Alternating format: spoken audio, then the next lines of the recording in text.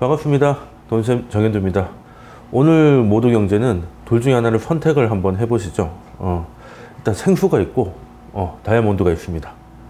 이게 어느 걸 고르실 거냐 하면 뭐 물어볼 필요도 없겠죠. 다 다이아몬드일 텐데, 사실 생각해보면 인간이 사는 데는 다이아는 없어도 되지만 물은 없으면 안 되지 않습니까?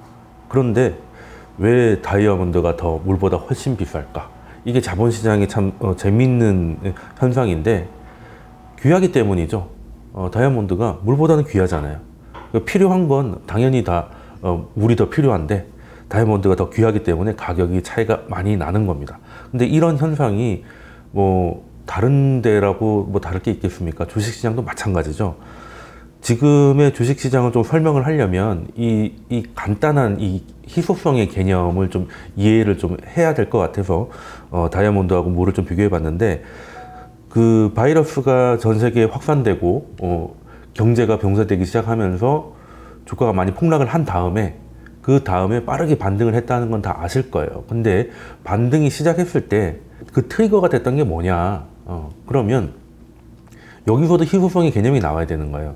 지금 이제 경제가 봉쇄되고 나중에는 풀린다 하더라도 이게 해결이 되지 않으면, 이게 주식이라는 게 기업들의 이제 매출에 대한 전망, 이런 것들이 다 녹아 있는데 매출이 줄어들 거 아니겠습니까? 그러면 이제 기업의 가치가 좀 떨어질 수밖에 없는 상황인데, 근데 연준이나 전 세계에서 엄청나게 유동성을 공급을 했기 때문에 돈의 가치가 더 빨리 떨어진 거예요. 그러니까 기업의 가치가 떨어지는 속도보다 돈의 가치가 더 떨어지다 보니까 이제는 이제 주식이 떨어지는 고 있지만 상대적으로는 더 귀해지는 거죠. 그 상황 중에서도 더 귀한 주식이 뭐였냐? 그럼 잘 아시다시피 그 뭐 언택트로 이야기가 많이 되는 그 바이러스 확산에 대해서 피해가 적거나 혹은 더 수혜를 입을 수 있는 기업들이 귀한 몸이 된 거죠. 그래서 거기서 프리미엄을 받아서 빠른 상승을 이어왔고, 우리나라도 코스닥이 코스피보다 먼저 반등을 했고, 그 미국 같은 경우는 이제 나스닥 같은 경우는 이제 오늘 새벽으로는 이제 만수닥이 됐죠. 만 포인트를 처음 찍는. 사실 아직 미국의 바이러스 상황이 뭐 증가폭은 줄었다 하더라도 하루에 아직도 10,000명 가까운 확진자가 나오고 있는데, 그 이전보다 더 높아졌다는 거는 그만큼 주식이 더 귀해졌고, 주식이라는 것이 돈에 비해서 더 희소성을 가지게 됐고, 그 중에서도 이 바이러스 상황에 좀 유리한 기업들이 많이 포진해 있는 나스닥이 먼저 주목을 받았고요. 그런 다음에는 최근 또 한 달 혹은 2달 정도의 흐름은 또 어떤 흐름이었냐면, 그 바이러스 확산이 있어가지고 가장 치명타를 입은 산업이라고 하면 뭐 잘 알고 계시겠지만 뭐 항공이라든지 뭐 카지노 같은 이런 전통 산업들, 뭐 이런 것들이 있을 텐데, 좀 최근에는 뭐 보잉이라든지 제가 가지고 온 게 보잉 차트랑 델타 항공인데, 델타 같은 경우는 이제 워렌 버핏이 또 손절을 했다고 해서 주목을 많이 받았었는데요. 최근 지난주 같은 경우는 보잉은 뭐 거의 하루 10% 정도씩 올랐고요. 그 델타도 뭐 오늘 새벽엔 좀 조정을 받았습니다만 꽤 빠른 상승을 보였어요. 근데 이것이 과연 지금 전 세계에서 항공이 다시 살아났느냐, 그렇게 보기엔 조금 사실 어려운 부분이 분명히 있는데, 왜 이렇게 됐을까라고 하면 또 희소성이 움직였기 때문이에요. 지금 어느 순간 나스닥에 있는 기업들의 밸류가 다시 비싼 영역으로 진입하기 시작하니까, 여전히 돈에 비해서 주식이 귀한데 그 중에 먼저 귀했던 대형 기술주들이 이제는 비싼 주식으로 넘어가고 있었잖아요. 이제는 어떤 게 귀한 게 됐냐면, 싼 주식이 귀한 몸이 된 거죠. 싼 주식이라고 하면 그만큼 충격을 많이 받아서 낙폭을 많이 보였던 뭐 대표적인 뭐 보잉이라든가 델타라든가, 그리고 코스피도 그 순간부터 코스닥보다 더 상대적으로 강한 모습을 보여준 게, 코스피 같은 경우는 아무래도 우리나라는 이제 경기 민감주라고 해서 그런 것들이 좀 비중이 좀 넓었는데, 이제 그런 쪽으로 매수의 기운이 넘어온 거죠. 그래서 어느 순간부터는 나스닥보다 다우가 상승을 했고, 그리고 코스닥보다 코스피가 상승을 한 것도 사실 희소성이 이제는 상대적으로 가치가 저렴한 주식으로 옮겨왔다라는 거고요. 그리고 또 오늘 새벽에는 FOMC가 있었는데, 그 이후로 또 다시 한번 뭐 기술주가 먼저 갈 것인지 아니면 이런 흐름이 계속 갈 것인지는 또 지금 시장에서 어떤 게 또 희소성을 가지게 될까, 요걸 좀 봐야 될 것 같은데요. 지금 이렇게 상승을 할 때도 뭘 떨어질 때는 엄청나게 공포의 시장이었습니다만 또 상승도 그만큼 빨랐잖아요. 그런 상승 중에서도 이 정도로 빠르게 오르는 것도 참 드물 텐데, 이렇게 오르는 상황에서도 보유하고 계신 분들하고 보유를 하려고 대기하는 분들하고 둘 다 불편한 시장이었던 것 같아요.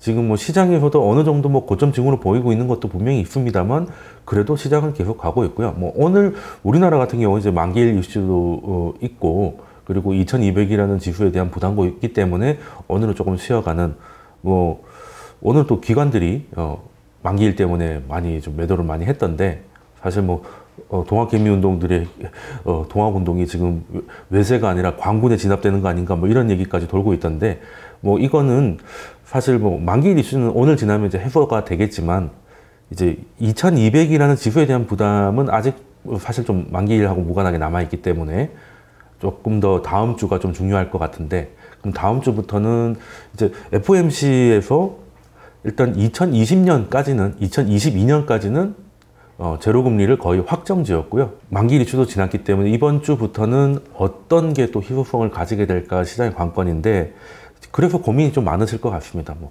원래대로 지금 대형 기술주 중심의 성장주들이 다시 흐름을 주도할 것인가, 아니면 이제 경제가 이제 재기되기 때문에 좀 속도가 좀 느리다 하더라도 경제가 돌아갈 가능성이, 기대감이 커지고 있으니까 최근 모습처럼 이제 경기 민감주라든가 이제 전통 산업들의 상대 강도가 더 높아질 거라서 주도주가 교체되지 않을까 하는 고민도 있으실 텐데, 저는 아직 뭐 이번 주에 시장 흐름을 좀 봐야 되겠지만 현재까지는 주도주의 교체보다는 이제 많이 벌어졌지 않습니까? 많이 벌어졌고, 특히 우리나라 같은 경우도 중소형 성장주의 상대 강도가 이제 대형 가치주에 비해서 너무 이제 이격도가 컸기 때문에 그걸 좀 줄여가는 과정이라는, 이제 소위 이제 하는 말로 이제 순환매를 아닐까였던 거 아닐까. 큰 흐름에서 잠깐 이제 그 키 맞추기 하는 것이 가능성이 현재까지는 높지 않을까 생각을 하고 있는데요. 뭐 물론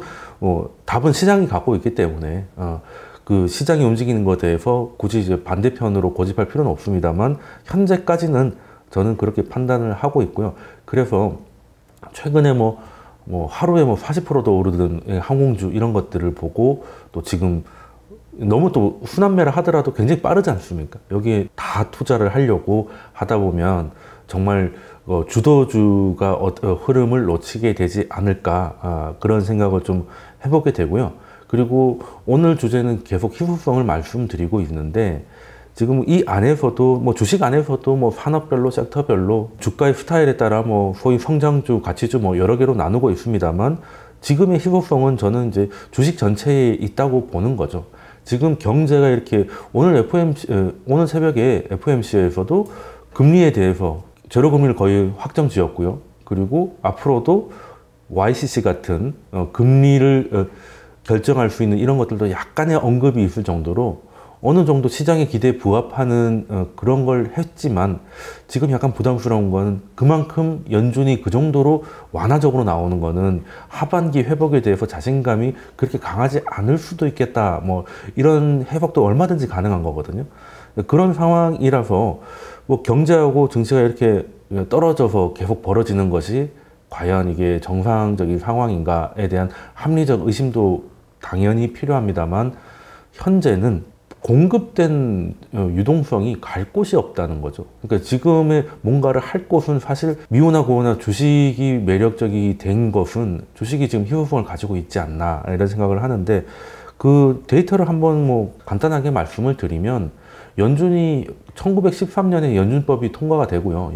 1914년에 이제 연준이 출범을 했는데, 그 이후로 금융위기까지 약 94년 동안 찍었던 돈이 뭐 0.89조 달러, 그러니까 8,900억 달러 정도를 이제 거의 100년 조금 안 되는 시간 동안 발행을 했다가, 금융위기 이후로 이제 이게 10년 동안 4.5조 달러까지 올라갔다가 이게 자산 긴축을 거치면서 3.7조까지 줄어든 거잖아요. 그러면 금융위기 이전에 90년 동안 찍은 것보다 금융위기 이후에 10년 동안 찍은 것이 3배 더 많다는 것이고요. 그리고 올해 3월부터 찍은 돈이 지금 약 3조 달러 정도 됩니다. 그러면 금융위기 이후로 10년 동안 찍었던 거랑 최근 3개월 찍은 돈이 거의 맞먹는다는 거죠. 이거는 인류가 겪어보지 못한 속도가 아닐까. 돈을 찍는 거야. 자본주의가 원래는 이제 부채로 출발하는 그 시스템이기 때문에 돈을 찍어오는 거는 늘 있어 왔는데 이런 속도는 처음 겪는 거고요. 그리고 돈을 찍는 이유가 그만큼 경기에 대한 자신감이었기 때문에 그렇다면 결국에는 주식의 가격도 수요와 공급 아니겠습니까? 그러면 수요라고 하면 주식시장에 들어오는 자금일 것이고요.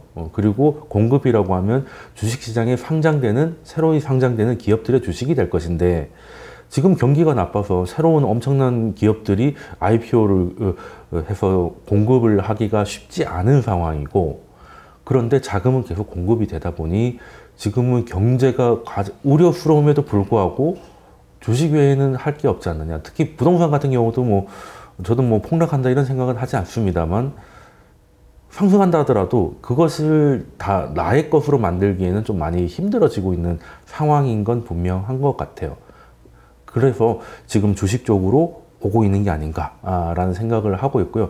그러면 앞으로 주식시장에서 좀 성과를 좀 잘 내려면 어떤 거에 집중을 해야 되냐. 결과적으로 보면 그 시장의 사이클이 결정될 때 보면 가장 중요했던 건 그 주도주를 어떻게 선택을 잘 했느냐가 그 순환매나 작은 파도에 집중했던 것보다 훨씬 중요했었던 거고요. 그리고 이제 주도주라고 하면 앞으로 세상에서 어떤 게 희소성이고 그 희소성을 가지고 있는 기업과 산업을 좀 찾아야 될 것인데 앞으로 그럼 어떤 게 좋을 것이냐. 그거는 사실 어떤 기업을 말씀드리고 어떤 산업을 말씀드리기는 쉽지 않겠습니다만 지금 이제 앞으로 극초저금리, 극저성장의 시대가 올 거라는 거는 다들 이견이 없으실 거예요. 미국만 하더라도 현재 2022년까지 금리를 제로로 유지해야 된다는 거에 반대한 의원은 오늘 새벽까지 한 명도 없었습니다. FOMC 위원회에서도.